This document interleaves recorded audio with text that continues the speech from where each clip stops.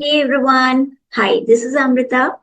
Imagine कीजिए अगर आपको कोई टाइम मशीन मिल जाए और उसकी हेल्प से आप पास्ट में जाकर के कोई भी चीज अगर चेंज कर दें तो आप क्या चेंज करेंगे। अगर आपको कल की कोई चीज चेंज करनी हो तो आप क्या करेंगे। अगर आप ये कहते हैं कि मैं पढ़ाई ज्यादा करूंगा, या फिर आप कहते हैं कि मैं किसी व्यक्ति को कॉल करूंगा जिसको आपने कॉल नहीं किया था, या फिर आप घर जल्दी वापस आ जाएंगे। तो कोई भी ऐसी चीज जहां पर हम ये कहते हैं कि जो कि हुई नहीं थी और उसके बारे में अगर हमें बात करनी हो, so English has an easy manner, easy way to talk about such imaginary things. इनके बारे में बात करने का बहुत ही इजी तरीका होता है, जो कि हम आज सीखेंगे। जब हम ये कहते हैं कि कोई भी काम जो कि हुआ नहीं था, अगर वो होता तो क्या हो जाता। तो लेट्स बिगिन। तो अब हम ये देखेंगे कि इस तरह के वाक्यों को कैसे बनाया जाता है। इसका जो पहला पार्ट होता है वहां पर हम हैड और वर्ब की थर्ड फॉर्म को यूज करते हैं, और जो अगला पार्ट होता है वहां पर हम वुड हैव और वर्ब की थर्ड फॉर्म को यूज करते हैं। तो यहाँ पर हम अनरियल, अनरियल यानी कि वो सिचुएशंस जो कि हुई नहीं, पास्ट सिचुएशंस की बात करते हैं। तो इसकी जो हिंदी मीनिंग होती है वो ये कहती है कि अगर ऐसा हुआ होता तो ऐसा हो गया होता, यानी कि दोनों ही चीजें हुई नहीं है, बट जस्ट हम एक सिचुएशन रख रहे हैं। तो स्ट्रक्चर है कि हमने पहले इफ लगाया, इफ के बाद हम सब्जेक्ट लगाते हैं आई, यू, ही, वी, दे या किसी का नाम जो भी हम कहना चाहते हैं। उसके बाद हम लगाते हैं हैड, हैड के बाद वी थ्री यानी वर्ब की थर्ड फॉर्म। और जो अगला पार्ट होता है वहां पर हम लगाते हैं सब्जेक्ट वुड हैव और उसके बाद बी थ्री। तो अब देखिए एग्जाम्पल है हमारा कि अगर मैं पहले निकल गया होता, मैं निकला नहीं लेकिन मैं सिचुएशन रख रही हूं कि अगर मैं पहले निकल गया होता। हमने अगर के लिए इफ लगाया, मैं के लिए आई लगाया, हैड लगाया, हैड के बाद निकलने की इंग्लिश लीव होती है, लीव की हमने थर्ड फॉर्म लगा दी लेफ्ट, और पहले को अर्लियर कहते हैं।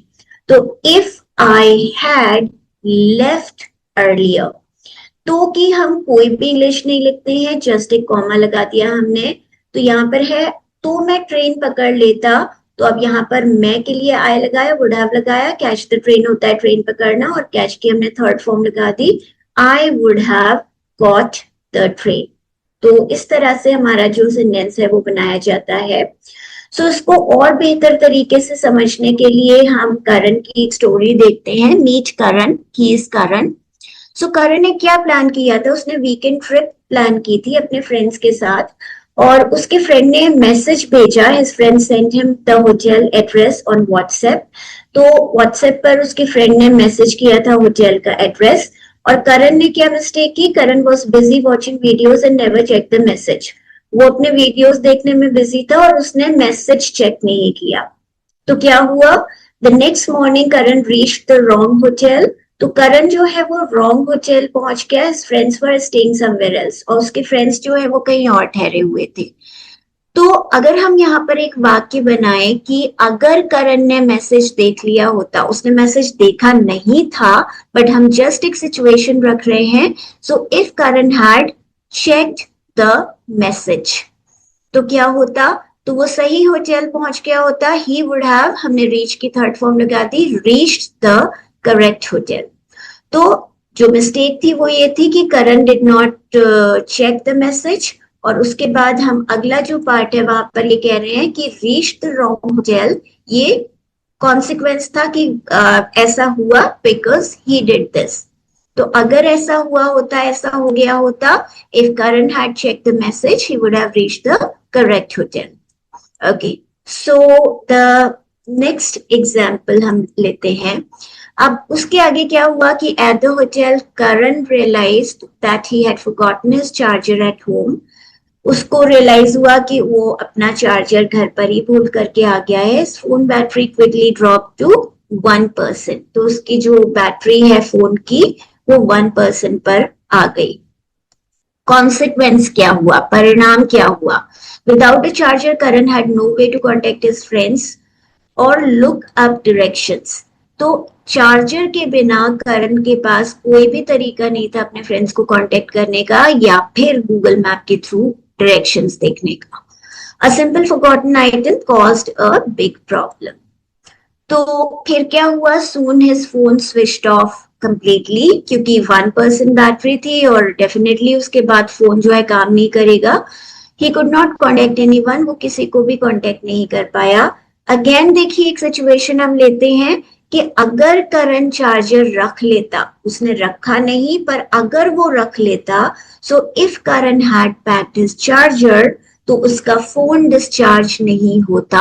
His phone would not have been, अब ये नेगेटिव सेंटेंस है क्योंकि तो हमने यहाँ पर नॉट लगा दिया. His phone would not have been discharged. Discharge होना बी डिस्चार्ज होता है और हमने बी की थर्ड फॉर्म लगा दी है वहां पर बीन. कंडीशन 1 है हमारी if Karan had packed his charger और कंडीशन उसका जो रिजल्ट है वो ये है कि his phone would not have been discharged. उसके बाद क्या हुआ? When he was searching for his friends, so while searching for his friends, Karan got very hungry. तो बहुत ज्यादा थक गया था इसलिए उसको भूख भी लगी हुई थी. The cafe, he saw a small cafe with delicious food in the window. तो उसने देखा एक कैफे जहाँ पर बहुत ही delicious food रखा हुआ था, लेकिन उसने डिसाइड क्या किया? He decided not to stop. Another mistake. तो ये उसकी another mistake थी कि उसने डिसाइड किया कि वो खाना नहीं खाएगा because उस एरिया में वही एक कैफे था. Now hours wasted looking for food. Later he spent hours looking for food. और जब बाद में उसे ज्यादा तेज भूख लगी तो उसने घंटों बर्बाद कर दिए फूड ढूंढते हुए. All because he skipped the cafe. अब क्योंकि वही एक कैफे था इसलिए उसका बहुत सारा टाइम बर्बाद हो गया. अगेन एक कंडीशन देखें कि अगर करण कैफे में खा लेता तो उसका बहुत समय बच गया होता. तो हमने अगर के लिए इफ लगाया करण, उसके बाद हमने हैड लगाया, ईट की थर्ड फॉर्म लगा दी ईटन एट द कैफे, फिर हमने कॉमा लगा दिया तो उसका बहुत समय बच गया होता. He would have saved a lot of time. So ये हमारा सेंटेंस बनेगा. And after that what happened that in the evening heavy rain started. तो इवनिंग में बहुत ज्यादा जोर की बारिश शुरू हो गई. Karan had seen dark clouds in the morning but ignored them. तो जब वो घर से निकल रहा था उसने काले बादल देखे थे बट उसने इग्नोर कर दिया. And this is another perfect example of an unreal past situation, something that could have been avoided. वो चीज अवॉइड की जा सकती थी. Think about what Karan should have done differently. तो यहाँ पर हम एक शुड हैव का वाक्य भी बना सकते हैं कि करण को क्या डिफरेंट चीज करनी चाहिए थी. करण को छाता ले लेना चाहिए था, उसको रेनकोट ले लेना चाहिए था, उसको बाहर नहीं निकलना चाहिए था. बहुत सारी चीजें जो हम चाहिए था हमें बना सकते हैं यहाँ पर. तो फिर क्या हुआ? Karan got completely soaked. Get soaked का मीनिंग होता है बुरी तरह से भीग जाना.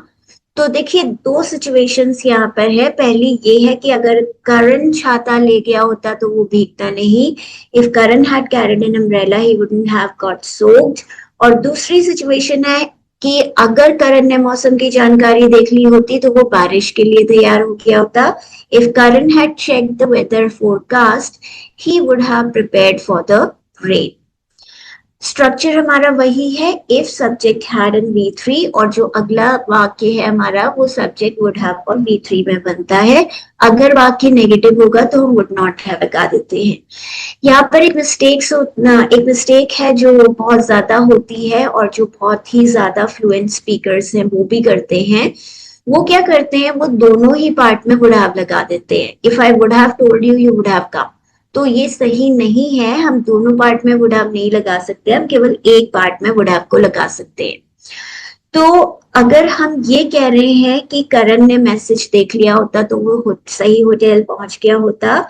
If Karan had check the message he would have reached the correct hotel. और अगर करण ने चार्जर रख लिया होता उसका फोन डिस्चार्ज नहीं होता. If Karan had packed his charger his phone wouldn't have been discharged. तो हमें याद रखना है कि यहाँ पर पास्ट कंडीशन और पास्ट रिजल्ट होता है. यहाँ पर हम ये कहते हैं कि अगर ये हुआ होता तो वो हो जाता. If this had happened that would have happened. ऐसा हुआ कुछ भी नहीं. We are just imagining. So we use this structure to talk about the situations that did not happen in the past. तो वो सिचुएशंस के लिए हम इसे यूज करते हैं जो कि पास्ट में नहीं हुई, and imagine what the result would have been, और जस्ट हम इमेजिन करते हैं कि रिजल्ट क्या होता इसका। और जब इसको हम कॉन्ट्रैक्शन में लिखते हैं हैड को, तो आई के बाद अपोस्ट्रोफी लगा के केवल डी लिख दिया जाता है, तो आई और हैड हो जाता है आयड, यू और हैड हो जाएगा यूड, ही और हैड हो जाएगा हीड, और शी और हैड हो जाएगा शीट। और हम वुड हैव को वुड हैव कह देते हैं या वुड हैव को देते हैं अगर हम बहुत तेजी से बोल रहे हैं तो। और वुड नॉट हैव का अगर प्रोनाउंसिएशन हमें लिखना है तो वुडन हैव हो जाएगा या वुड हो जाएगा अगर हम तेजी से बोल रहे हैं तो देखिए हमने ये सीखा कि इस तरह के वाक्यों को किस तरीके से बनाया जाता है जब हम ये कहते हैं कि अगर ऐसा होता तो ऐसा हो जाता, ये होता तो ये हो जाता। तो हमने रूल तो सीख लिया, अब what about the practice, practice हम कैसे करें? तो इसकी प्रैक्टिस करने के लिए हमें क्या करना पड़ेगा? इसकी प्रैक्टिस करने के लिए सबसे इजी तरीका है इसको रियल लाइफ सिचुएशन से जोड़ देना। नॉट ओनली दिस ग्रामर, बल्कि कोई भी चीज जो हम सीखते हैं अगर हम उसे रियल लाइफ सिचुएशन से जोड़ देते हैं तो वो बहुत ही जल्दी हमारे दिमाग में बैठ जाती है। फॉर एग्जाम्पल, जो भी काम आपने पास्ट में किया था वो हो सकता है कल की बात हो, परसों की बात हो, एक महीने, एक साल या 10 साल पहले की बात हो। अगर आप उसके बारे में सोचते हैं कि प्रोबेबली आपने किया था, पर आप ये सोचते हैं कि अगर मैंने नहीं किया होता, तो उसके बाद सोचिए कि तो क्या होता। फॉर एग्जाम्पल मे बी आप कह सकते हैं कि आपने कोई सब्जेक्ट चूज किया था, अगर आप वो सब्जेक्ट नहीं लेते तो क्या होता, आप कोई और सब्जेक्ट चूज करते। या फिर अगर आप कहते हैं कि मान लीजिए आपने कहा कि अगर मैंने उस कंपनी का इंटरव्यू क्लियर कर लिया होता तो मैं वहां पर जॉब करता, या ऐसा कुछ और भी हो सकता है। Not only for your self, आप किसी और के बारे में भी बात कर सकते हैं इस तरीके से। तो आई होप आपके ये लेसन समझ में आया होगा, और अगर आपको लग रहा है कि ये चैनल आपकी मदद कर रहा है तो I would request you to subscribe to the channel. And जैसे कि हमने लास्ट वीडियो में बात की थी कि flare for words is my passion project, तो वहां पर हम सिटकॉम स्टाइल वीडियोस या जो कॉमेडी वीडियोस होते हैं उसके थ्रू प्रैक्टिकल वोकैबुलरी को सीखते हैं। I leave the link in the description, तो please go to that channel. अगर आपको लगे कि वो चैनल आपके कोई काम का है, please subscribe to Flair for Words as well. And हम मिलेंगे नेक्स्ट वीडियो में एक और ग्रामर के साथ। Thank you so much.